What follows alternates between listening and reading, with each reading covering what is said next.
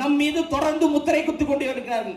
இந்த திருவற்றூர் தொகுதியிலிருந்து சொல்ற எங்க தலைவர் அண்ணன் விஜய் அவர்களை மோடியோ அவங்க டாடியோ இயக்கல, தமிழ்நாட்டு தாய்மார்கள் இயக்கி கொண்டிருக்கிறாங்க. இங்க இருக்கக்கூடிய இளம் படையினர் இயக்கி கொண்டிருக்கிறாங்க. சொட்ட மண்டையில் கூட முடி மலருமே தவிர தமிழ்நாட்டில் தாமரை மலரே மலராது. பிஜேபி என்பது மதத்தை வைத்து பிளவை ஏற்படுத்தக்கூடிய ஒரு பிளவாத ஒரு கட்சி. ஒற்றுமையாக இருக்கக்கூடிய தமிழ்நாட்டில் சாதி மோதல்களையும் மத மோதல்களையும் உருவாக்கி அதன் மூலம் குளிர்காயலாம் என்று நினைக்கக்கூடிய பிஜேபியை கொள்கை எதிரி என்று விக்கிரவாண்டி மாநாட்டிலேயே துணிச்சலாக சொன்ன ஒரே தலைவர் அண்ணன் விஜய் அவர்கள். அரசியல் எதிரியாக நாங்க திமுக சொல்றோம். யார் சொல்றோம்? ஆட்சியில் திமுக இருக்கு, அதனால திமுக சொல்றோம். ஆட்சியில அண்ணா திமுக இருந்தா அண்ணா திமுக அரசியல் எதிர்ன்னு சொல்லியிருப்போம். அப்ப ஆட்சியிலும் அதிகாரத்திலும் இருப்பவர்களை கேள்வி கேட்பதுதான் அரசியலின் துணிச்சல். துணிச்சலின் தலைவராக அண்ணன் விஜய் அவர்கள் பொது வாழ்க்கைக்கு வந்திருக்கிறார். 2 கூட்டம் நம்மளை பார்த்து பயப்படுதுங்க. 2 கூட்டம் பாட்டா சொல்லிடுறேன், கரெக்டா கண்டுபிடிச்சிருங்க. நீ சூரியன் நான் தாமரை வந்தால் தானே மலர்கிறேன். சூரியன்னா யாரு? திமுக. தாமரனா பிஜேபி. அப்ப இந்த 2 கூட்டம் கதறிக்கொண்டு பதறிக்கொண்டிருக்கு. கூடும் கூட்டம் ஓட்டாக மாறாது என்று ஆளும் திமுக கட்சியை சார்ந்தவர்கள் சொல்கிறார்கள். கூடும் கூட்டத்தை பார்த்துதான் நாள்தோறும் திமுக கதறிக்கொண்டு பதறிக்கொண்டிருக்கிறீங்க. கோட்டருக்கு கோழி பிரியாணிக்கு 500 ரூபாய் 1000 ரூபாய் காசுக்கு கூடக்கூடிய கூட்டம் திமுகவுக்கான கூட்டம். அன்புக்காக தளபதிக்காக கூடக்கூடிய கூட்டம் தாவேகாவினுடைய கூட்டம். வெள்ளித்திரையிலே ஜொலித்துக் கொண்டிருக்கிறார் எங்கள் தலைவர் ஜனநாயகனாக. மக்கள் களத்திலும் ஜொலித்துக் கொண்டிருக்கின்றார் மக்கள் தலைவராக. ஜனநாயகத்தை மீட்பதற்காக ஒரு ஜனநாயக தலைவராக அண்ணன் விஜய் அவர்கள் வரார். தலைவர் ஒரு சேர்மன் இருக்கார், அவர் பேர் என்ன? அவர் தனியரசா இல்ல தண்ணியரசா நமக்கு தெரியல. ஏன்னா அண்மையில ஒரு வீடியோ பார்த்தேன், அண்மையில சமூக வலைதளத்தில் ஒரு வீடியோ பார்க்கிறேன். திரு விஜய் அவர்களுக்கு நெஞ்சிலே மஞ்சா சோறு இருந்தால் திருவற்றூர் தொகுதியிலே நின்று வெற்றி பெற சொல்லுங்கள் பார்ப்போம் அப்படின்றாரு. நெஞ்சில மட்டும் கிடையாது, உடம்பு முழுவதும் மஞ்சா சோரோடு நான் சொல்கிறேன். இந்த திருவற்றூர் தொகுதியிலே அந்த விஜய் அவர்களும் கழக பொதுச் செயலாளர்களும் யாரை கை நீட்டி வேட்பாளர்கள் என்று அறிவிக்கிறார்களோ 50,000 வாக்கு வித்தியாசத்தில் தமிழக வெற்றி கழகம் இந்த தொகுதியிலே வெற்றி பெறும்.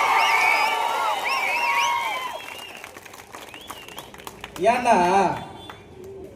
உறுப்பினர் சேர்க்கை இருக்குல்ல, அதுல பெரிய டுபாகூர் பண்ணாங்க. எப்படின்னா, அம்மா உங்களுக்கு மகளிர்ல நாங்க காசு தரோமா, மீட்டிங் வாங்கம்மா.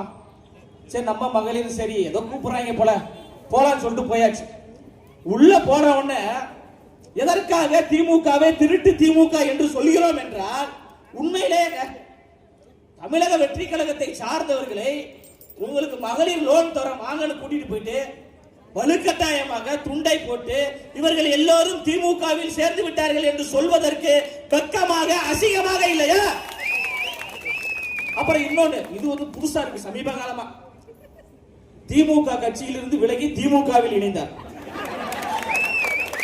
இல்ல அவங்க ஏற்கனவே திமுக தான் இருப்பாங்க, ஆனா திடீர்னு விலகி திமுகவில் இணைப்பு விழா. எங்கடா இருக்கீங்க நீங்களா? நேர்மையை சொல்லி, கொள்கையை சொல்லி, கோட்பாடுகளை சொல்லி, அரசியலை சொல்லி ஓட்டு கேடுங்க, மக்கள் உங்களுக்கு ஓட்டு போட போறாங்க. நீங்க வேணா பாருங்க, இது திராவிட மாடல், சமூக நீதி மாடல், ஜனநாயக மாடல் அப்படின்றாங்க. சமூக நீதி எங்க இருக்கு? தூய்மை பணியாளர்கள் 150 நாட்களை கடந்து சாலைகளிலே போராடி கொண்டிருக்கின்ற பொழுது உங்களுடைய சமூக நீதி மாடல் எங்க கிழித்துக் கொண்டிருந்தது? சமத்துவ மாடல். கூட்டணி கட்சியை சார்ந்த தலைவர்கள் ஆட்சியிலும் அதிகாரத்திலும் பங்கு வேண்டும் என்று கேட்டால் நாங்க பங்கு தரமாட்டோம் என்று சொல்வது உங்களுடைய சமூக நீதியா? ஜனநாயக மாடல் அப்படின்றீங்க. பொதுக்கூட்டம் நடத்த முடியல, கொடியேற்ற முடியல, பேனர் வைக்க முடியல. தமிழ்நாடு என்ன ஐயா ஸ்டாலின் அவர்களுக்கு பத்திரம் எழுதி கொடுக்கப்பட்டிருக்கா? தமிழ்நாடு என்பது திரு உதயநிதி ஸ்டாலின் அவர்களுக்கு பத்திரம் எழுதி கொடுக்கப்பட்டிருக்கா? தமிழ்நாடு என்பது திராவிட முன்னேற்ற கழகத்திற்கு பத்திரம் எழுதி கொடுக்கப்பட்டிருக்கா? கிடையாது. தமிழ்நாடு என்பது ஒரு ஜனநாயக மண். புரட்சியாளர் அம்பேத்கர் அவர்கள் அதற்கான உரிமையை நமக்கு கொடுத்திருக்கிறாரு. நாங்கள் தேர்தல் களத்திலே உங்களை எதிர்கொள்வதற்கு நாங்கள் தயாராக இருக்கிறோம். மக்கள் ஓட்டளிப்பதற்கும் தயாராக இருக்கிறாங்க. கருத்தியல் ரீதியாக எதிர்கொள்ளுங்க. மாவட்ட செயலர் சொன்னாரு, கடுமையான நெருக்கடின, பேனர் வைக்க முடியல, போஸ்டர் வைக்க முடியல. பேனர்ல இருக்கிற எங்க தலைவரை உங்களால் கிழிக்க முடியும், போஸ்டரில் இருக்கின்ற எங்கள் தலைவருடைய முகத்தை உங்களால் கிழிக்க முடியும், கொடியை கிழிக்க முடியும். 8 கோடி மக்களுடைய இதயத்தில் இருக்கின்ற எங்க தலைவரை உங்களால் கிழிக்க முடியுமா? ஒவ்வொருத்தருடைய இதயத்தை கிழிப்பீங்களா? கிழிச்சு பாப்பீங்களா? சித்தாந்த ரீதியாக, கோட்பாடு ரீதியாக, கொள்கை ரீதியாக இந்த மண்ணுக்கும் மக்களுக்கும் ஏதாவது செய்ய வேண்டும் என்று திரைத்துறையில் நம்பர் 1 இடத்தை வேண்டாம் என்று தூக்கி எரிந்து விட்டு வராரு தியாக உணர்வோடு. தயாரிப்பாளர்கள் கியூல நிற்கிறாங்க தலைவரை வைத்து படம் எடுப்பதற்கு, இயக்குநர்கள் கியூல இருக்கிறாங்க அவரை வைத்து படம் எடுப்பதற்கு. 30 ஆண்டுகளுக்கு மேலாக இந்த தமிழ்நாட்டு மக்கள் தாய்மார்கள் அளவுக்கு அதிகமாக அன்பை கொடுத்து விட்டார்கள். இந்த மக்களுக்கு அரசியல் ரீதியாக சமூக விடுதலையை உருவாக்க வேண்டும் என்று திரைத்துறையில் நம்பர் 1 இடத்தை வேண்டாம் என்று தூக்கி எரிந்து விட்டு வரக்கூடிய ஒப்பற்ற தலைவர் தான் எங்கள் அண்ணன் விஜய் அவர்கள். எங்களை பார்த்து கை நீட்டி கேள்வி கேட்பதற்கு ஆளும் திமுகவுக்கு எந்த அருகதையும் கிடையாது. பாட்டிலுக்கு 10 ரூபாய் ஏற்றி கொள்ளையடிச்சது நாங்களா? தாவேகா கொள்ளையடித்ததா? திமுக கொள்ளையடித்ததா? நாமக்கல்லில் மக்களுடைய கிட்னியை கொள்ளையடித்தது தாவேகாவா திமுகவா? அண்ணா பல்கலைக்கழகத்திற்கு படிக்க வந்த பெண்ணை பாலியல் ரீதியாக வன்புணர்வு செய்தது திமுக கட்சியை சார்ந்த அயோக்கியனா இல்ல தாவேகாவை சார்ந்தவர்களா? கள்ளக்குறிச்சியில் கள்ள சாராயத்தை கொடுத்து 70 பேரை கொலை செய்தது திமுகவா தாவேகாவா? அப்ப தமிழ்நாடு முழுவதும் சட்ட ஒழுங்கு சந்தி சிரித்துக் கொண்டு பெண்கள் வாழ முடியாத ஒரு சூழல். பகுதி நேர ஆசிரியர்கள் போராடி கொண்டிருக்கிறாங்க, மாணவர்கள் போராடி கொண்டிருக்கிறாங்க. 3 ஆண்டுகளுக்கு மேலாக பரந்தூரில் விவசாயிகள் போராடி கொண்டிருக்கிறாங்க. அதையெல்லாம் கவனம் செலுத்தாத ஐயா ஸ்டாலின் அவர்கள் பைசன் திரைப்படம் பார்த்து கொண்டிருக்கிறாரு, கூலி திரைப்படம் பார்த்து கொண்டிருக்கிறாரு, அமரன் திரைப்படம் பார்த்து கொண்டிருக்கிறாரு. பார்த்தது மட்டுமல்லாமல் அந்த படத்துடைய தயாரிப்பாளர் கமலஹாசனுக்கு போன் பண்ணி பேசுறாரு. படம் பார்த்தங்க, கிளைமாக்ஸ்ல கண்ணெல்லாம் கலங்கிடுச்சு. அங்கே விவசாயிகள் 3 ஆண்டுகளாக போராடி கொண்டிருக்கிறாங்களே, கதறி கொண்டிருக்கிறாங்களே, அழுது கொண்டிருக்கிறாங்களே. ஏன் அந்த விவசாயியை பார்ப்பதற்கு ஐயா ஸ்டாலின் அவர்களுக்கு நேரம் இல்ல? நம்மளை போன்ற சக மனிதர்கள் குடிக்கக்கூடிய தண்ணியில் மலத்தை கொட்டி 3 ஆண்டுகள் ஆகிவிட்டது வேங்க வயலில். அந்த மக்களை பார்ப்பதற்கு ஐயா ஸ்டாலின் அவர்களுக்கு நேரம் இல்லையா? இடைநிலை ஆசிரியர்கள் போராடி கொண்டிருக்கிறாங்களே, அவர்களை பார்ப்பதற்கு நேரம் இல்லையா? அப்ப நாள்தோறும் தமிழ்நாடு முழுவதும் ஆர்ப்பாட்டம் போராட்டமாக இருக்கிறது. ஆனா இவர்கள் எங்களை பார்த்து என்ன சொல்றாங்க?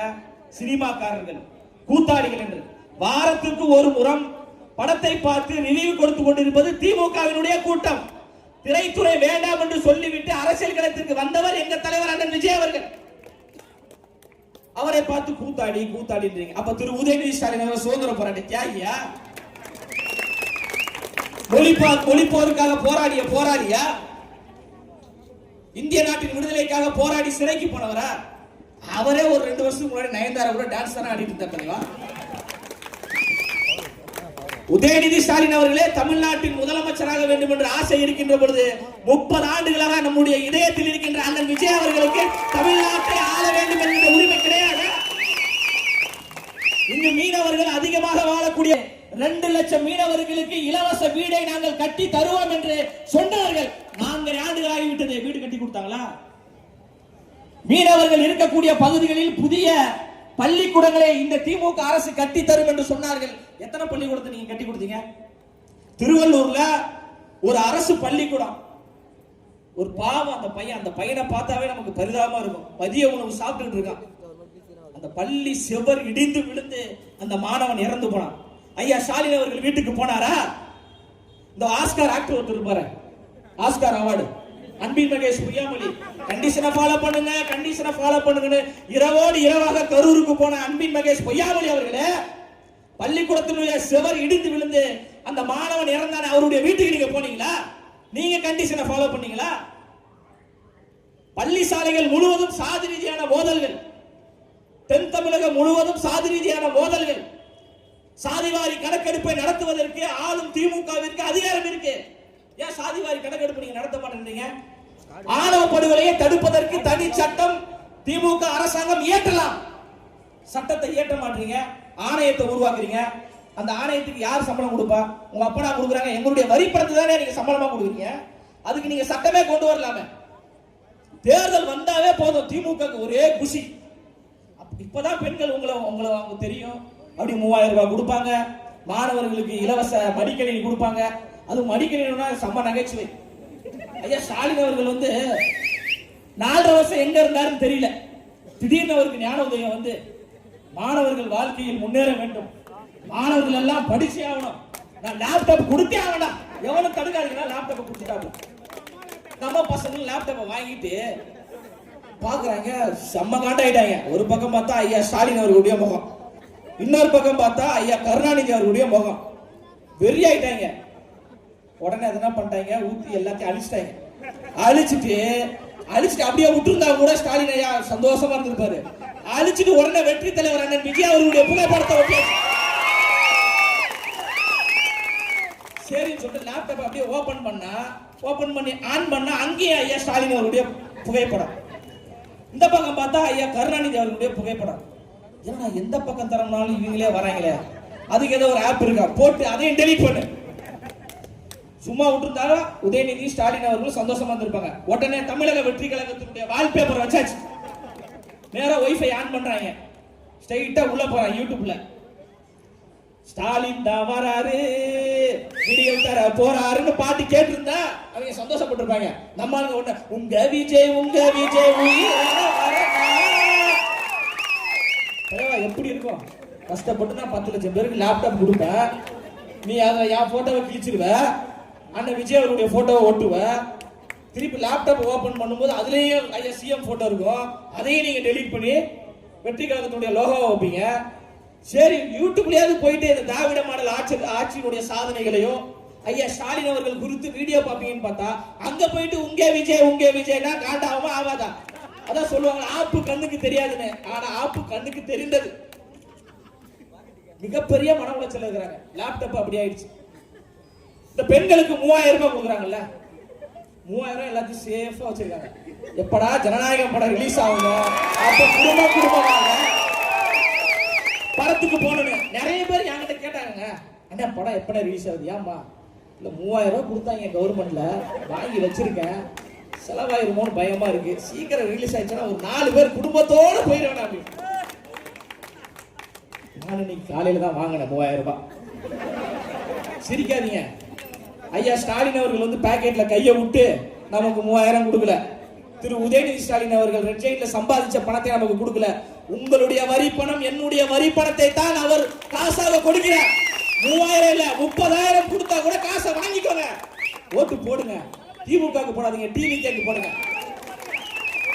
வாய்ப்பு இருந்தா தலைவா, நாளைக்கு வாய்ப்பு இருந்தா கட்சி துண்டோட போயிட்டு ரேஷன் கடையில கியூல நின்று வாங்குங்க தலைவா. இந்த நேரத்துல மாடம் சூடு சொரணெல்லாம் பார்க்க கூடாது. தரது நம்ம காசு. 3000 ரூபாய்க்கு எக்ஸ்ட்ரா ஒரு 3000 போட்டு 6000 ரூபாய் கொடுங்க ஐயா ஸ்டாலின் அவர்களே கேளுங்க, தப்பு கிடையாது. நம்மளுடைய காசு தான், தைரியமா வாங்க. நான் வாங்கிட்டேன், மாவட்டம் வாங்கிட்டீங்களா இல்லையா? வாங்கிடுறேன். ஏன்னா நிறைய பேர் நம்ம பசங்க தீய சக்தி திமுக கொடுக்குற காசை வேணான்றாவே. அது திமுக கொடுக்கலடா, நம்மளுடைய காசை நமக்கே கொடுக்குறாங்க, வாங்கி கொள்ளலாம், தவறு கிடையாது. அப்புறம் உங்க சேர்மன் பேர் என்ன தெரியுமா? அவர் தற்கூரிகள் கூட்டம். தாவேகா என்றாலே தற்கூரி, அவர்களுக்கு அறிவே கிடையாது. சரி, இவங்களுக்கு அறிவு பயங்கரமா அப்படி ஊத்து போவோம் அப்படின்னு நினைச்சேன். அம்மா கனிமொழி அவர்கள் ஒரு மேடையில பேசிட்டு இருக்காங்க. நல்ல கருப்பு கலர் பட்டாப்பட்டி டவுசர் ஒருத்தன் போட்டு புல் போதையில ஏறான், மரத்து மேல அப்படியே ஏறான். அந்த அம்மா சொல்லுது, எப்பா மேல ஏறாதப்பா, கீழே இறங்குப்பா. அண்ணன் தனியரசு அவர்களே, அவரிடம் என்ன கொள்கை இருக்கிறது? நல்லா புல் போதையில கருப்பு கலர் பட்டாப்பட்டி டவுசர் போட்டு மேல ஏறினாப்லே, அவரிடம் ஏதாவது திராவிட கோட்பாடு இருக்கா, சித்தாந்தம் இருக்கா, கொள்கை இருக்கா? திரு உதயநிதி ஸ்டாலின் அவருடைய பிறந்தநாள் நிகழ்வுல அமைச்சர் ஒருத்தர் பாட்டு போட்டு ஒரே டான்ஸ். ஆனா பாட்டை கேட்டீங்கன்னா பயங்கரமா இருக்கும். குலுக்கி வச்ச கொக்கா கோலா போல சாயங்கால வேல பொங்கி வந்தாலே பாட்டு. அமைச்சர் அப்படியே பார்த்துட்டு, எம்மா மேல நின்று ஆடாதமா, அது கீழே வந்து ஆடுமா. இப்ப நான் இங்க இருக்கிற அண்ணன் சட்டமன்ற உறுப்பினர் சங்கர் அவர்களுக்கும் சேர்மன் அண்ணன் தனியரசு அவர்களுக்கும் கேட்பது ஒன்றே ஒன்றுதான். இந்த குலுக்கி வச்ச கொக்கா கோலா இதுல என்ன கொள்கை இருக்கு, என்ன கோட்பாடு இருக்கு என்று உங்கள் நெஞ்சில் மஞ்சாசோர் இருந்தா நாளைக்கு சொல்லுங்க.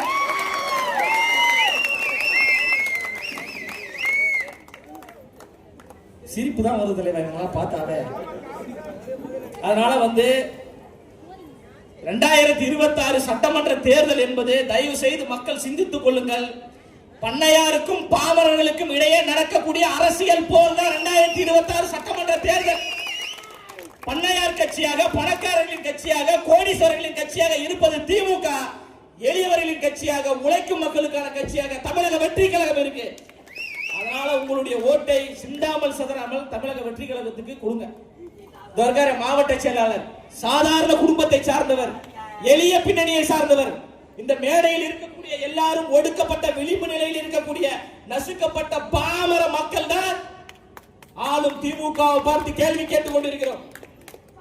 மேடையில் நின்று நான் பேசுறேன், சாதாரண எளிய பின்னணியில் இருந்து வந்தவங்க தான். யாரை நம்பி நாங்க பேசுறோம்? மக்களாகிய உங்களை நம்பி பேசுறோம். இந்த தாய்மார்களும் இந்த இளம் படையும் அண்ணன் விஜய் அவர்களை கைவிட்டு விட மாட்டார்கள், தமிழக வெற்றி கழகத்தை கைவிட்டு விட மாட்டார்கள் என்கின்ற மிகப்பெரிய ஒரு நம்பிக்கையோடு அண்ணன் விஜய் அவர்கள் பொது வாழ்க்கைக்கு வரார். அதனால அவரை வெற்றி பெற வைத்து தமிழ்நாட்டின் முதலமைச்சர் ஆக்கினீங்கன்னா சிறப்பான ஒரு ஆட்சியை கொடுப்பார். ஏன்னா அவர் கோடிகளை கொள்ளையடிக்கலாம் வரல, கோடிகளை கொள்ளையடித்த கேடிகளை வீழ்த்துவதற்காக அண்ணன் விஜய் அவர்கள் வராரு. அவர் கோடிகளை வேண்டாம் என்று சொல்லிவிட்டு வராரு. அண்ணன் விஜய் அவர்கள் பார்க்காத பணம் கிடையாது, அவர் பார்க்காத புகழ் கிடையாது. அவர் எப்படி வேண்டுமானாலும் வாழ்ந்திருக்கலாம்.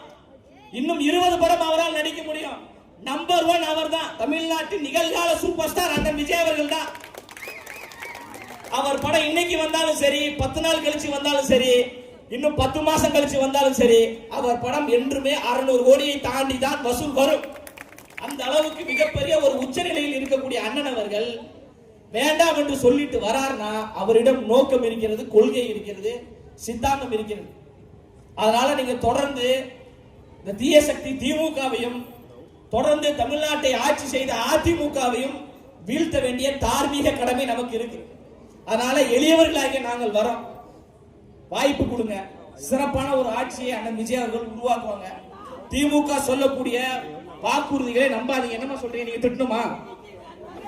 வருவாரமா? தாய்மார்களுடைய ஆசீர்வாதத்தை அண்ணன் விஜய் அவர்கள் பெற்றுவிட்டார். அம்மாவுக்கு ஒரு 90 வயசு இருக்கும். அம்மா முன்னாடி நின்று ஆசீர்வாதம் பண்றாங்க. விஜய் அவர்கள் தான் 2026 முதலமைச்சர் அப்படின்னு அம்மா ஆசீர்வாதம் கொடுக்குறாங்க. இது ஐயா எம்ஜிஆர் அவர்களுக்கு பிறகு நடக்கக்கூடிய ஒரு நிகழ்கால சாதனையாகத்தான் இந்த தாய்மார்களுடைய ஆதரவு இருக்கு.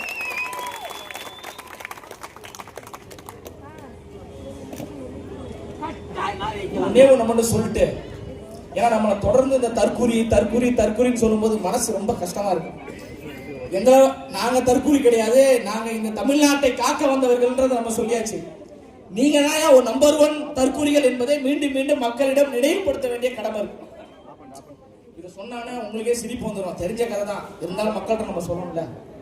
ஒரு மாற்றுத்திறனாளி சகோதரர் உலகக்கோப்பை கிரிக்கெட் போட்டியில நான் ஜெயிச்சிட்டேங்க அப்படின்னு சொல்லிட்டு கப் எடுத்துட்டு வராப்ல. இப்ப ஒரு போட்டியில ஜெயிச்சா ஒரு கப்பு தானே கொடுப்பாங்க. அவர் ஸ்டாலின் ஐயாவை பார்க்கறதுக்கு ஒரு கப்பு, உதயநிதி ஸ்டாலின் அவர்களை பார்க்கறதுக்கு ஒரு கப்பு. என்னடான்னு பார்த்தா உதயநிதி ஸ்டாலின் அவருடைய தொகுதி இருக்குல்ல சேப்பாக்கம், அங்க பழைய பாத்திர கடையில அந்த கப்பை வாங்கி இருக்கிறார். கப்பு கடைங்க நிறைய இருக்கு. போயிட்டு ஐயா ஸ்டாலின் அவர்களையும் பார்த்துட்டு வந்துட்டார், திரு உதயநிதி ஸ்டாலின் அவர்களையும் பார்த்துட்டு வந்துட்டார். மக்களுக்கு எல்லாம் ஒரே ஆச்சரியம், எப்படா அந்த உலக கோப்பை நடந்துச்சு, எப்ப இந்த ஆளு விளையாண்டாரு, எப்ப ஜெயிச்சாருன்னு ஒரே கன்ஃபியூஷன். இத்தனைக்கும் உதயநிதி ஸ்டாலின் அவர்கள் விளையாட்டுத்துறை அமைச்சர், விளையாட்டு பிள்ளையாவே இருக்காரு. புரியுதா உங்களுக்கு? ஐயா ஸ்டாலின் அவர்களை ஏன் நம்ம பொம்மை முதல்வர் என்று சொல்கிறோம் என்றால், ஏன்னா அவர் அப்படி மேட்சே விளையாடலங்க, அப்படி ஒரு உலக கோப்பையே நடக்கலங்க. அப்ப தமிழ்நாட்டின் முதலமைச்சரை அவரை சுத்தி உளவுத்துறை இருக்கும், துணை முதலமைச்சரை சுத்தி உளவுத்துறை இருக்கும், காவல்துறை இருக்கும். அதையெல்லாம் தாண்டி ஒரு மாற்றுத்திறனாளி சகோதரர் போய் ஈஸியா ஏமாத்திட்டு வராருன்னா அவர் எவ்வளவு பெரிய ஒரு ஏமாளியா இருப்பாரு. ஆனா அந்த ஏமாளி கிட்ட தமிழ்நாட்டு மக்கள் நீங்க ஏமாந்துட்டீங்க பாத்தீங்களா ஆட்சியை கொடுத்து. 2026 தயவு செய்து கொடுத்துறாதீங்க. நீங்கள் விழிப்போடு இருக்கணும், தமிழ்நாடு காக்கப்படணும் என்பதற்காகத்தான் நாங்க திரும்ப திரும்ப தொண்டை தண்ணி கிளிய கத்தி கொண்டிருக்கிறோம். எங்கள் அண்ணன் விஜய் அவர்கள் நடிகர் தான், கூத்தாடி தான், சினிமாக்காரர் தான். ஆனால் இங்கு தலைவர்களாக போலி தலைவர்களாக இருக்கக்கூடிய தலைவர்கள் செய்யக்கூடிய செயலை அண்ணன் விஜய் அவர்கள் உலகம் முழுவதும் செய்துவிட்டார். சாதி தலைவர் என்று தமிழ்நாடு முழுவதும் சொல்லப்படுகின்ற அண்ணல் அம்பேத்கர் அவர்கள் சாதி தலைவர் கிடையாது, இந்தியா முழுமைக்கும் சாதித்த தலைவர், என்னுடைய கொள்கை தலைவர் என்று அண்ணல் அம்பேத்கர் அவர்களை உயர்த்தி பிடித்தவர் உங்கள் அண்ணன் விஜய் அவர்கள். தந்தை பெரியார் அவர்களை பட்டி தொட்டி எங்கும் கொண்டு போய் சேர்த்த பெருமை அண்ணன் விஜய் அவர்களுக்கு இருக்கு. உண்மையிலே இந்த மேடையில வெளிப்படையா நான் ஒத்துக்கொள்றேன். அஞ்சலையம்மாள் என்கின்ற மிகப்பெரிய ஒரு சுதந்திர போராட்ட வீராங்கனையை அண்ணன் அவர்கள் கொள்கை தலைவராக அறிவிப்பதற்கு முன்னாடி எனக்கு தெரியாதுங்க. ஆவட்டம் தெரியுமா தெரியாதா? உங்களுக்கு யாருக்குமே தெரியாது. அஞ்சலையம்மாள் என்கின்ற ஒரு புரட்சிகரமான ஒரு பெண்மணியை, இந்திய நாட்டின் விடுதலைக்காக போராடிய பெண்மணியை தமிழ்நாடு மட்டுமல்லாமல் இந்தியா மட்டுமல்லாமல் உலகம் முழுவதும் தமிழ்நாட்டில் அஞ்சலையம்மாள் என்கின்ற ஒரு பெண் வாழ்ந்தாள் என்கின்ற வரலாறை பட்டி தொட்டி எங்கும் கொண்டு போய் சேர்த்த பெருமை என் தலைவர் அண்ணன் விஜய் அவர்களுக்கு. திமுக கொண்டு போய் சேர்த்திருக்க அஞ்சலையம்மாள. வீரமங்கை வேலுநாச்சியார் அவர்களை பட்டி தொட்டி எங்கும் கொண்டு போய் சேர்த்திருக்கோம். ஐயா காமராஜர் அவர்கள் நாடாருக்கான தலைவர் கிடையாது, இந்தியா முழுவதும் நாடாண்ட தலைவர் என்று ஐயா காமராஜர் அவர்களை கொண்டு போய் சேர்த்திருக்கிறோம். அண்ணா அவர்களை கொண்டு போய் சேர்க்கிறோம். புரட்சி தலைவர் எம்ஜிஆர் அவர்களை கொண்டு போய் சேர்க்கிறோம். இவர்கள் எல்லாம் மக்களுக்காக வாழ்ந்த தலைவர்கள், மக்களுக்காக போராடிய தலைவர்கள், மொழி போர் வீரர்களுக்காக வீர வணக்கம் செலுத்தி அவருடைய கொள்கை கோட்பாடுகளை தமிழ்நாடு முழுவதும் கொண்டு போய் நாங்கள் சேர்க்கிறோம். என்னப்பா காவல்துறை முடிவு சொல்றாங்களா? பரவாயில்ல, 5 மாசம் ஆட்சியே முடிய போதுங்க ஐயா, அப்புறம் நம்ம ஆட்சி தான் முடிங்க, பாத்துக்கலாம். இதே திமுக மேடை பற்றி ஒரு நிகழ்ச்சி நடத்தினா அண்ணன் காவல்துறை மரியாதைக்குரிய சகோதரர்கள், காவல்துறையை சார்ந்தவர்கள் இங்க நின்று மாவட்ட செயலாளர் பேசிட்டு இருக்காரு, திமுக மாவட்ட செயலாளர், எம்எல்ஏ பேசுறாரு, சேர்மன் பேசுறாரு, வந்து அப்பா முடிங்கப்பா அப்படின்னு சொல்லுவாங்களா? தமிழக வெற்றி கழகத்தை சாதாரணமாக எடை போடாதீர்கள். இன்னும் 5 மாதத்தில் சரித்திர வெற்றியை உருவாக்கக்கூடிய கட்சி தமிழக வெற்றி கழகம். ஆனால் ஆட்சியும் அதிகாரமும் எங்களிடம் வரும். நாங்கள் இவர்களை போன்று சர்வதிகாரம் செய்ய மாட்டோம். மக்களுக்கான ஒரு ஆட்சியை செய்வோம்.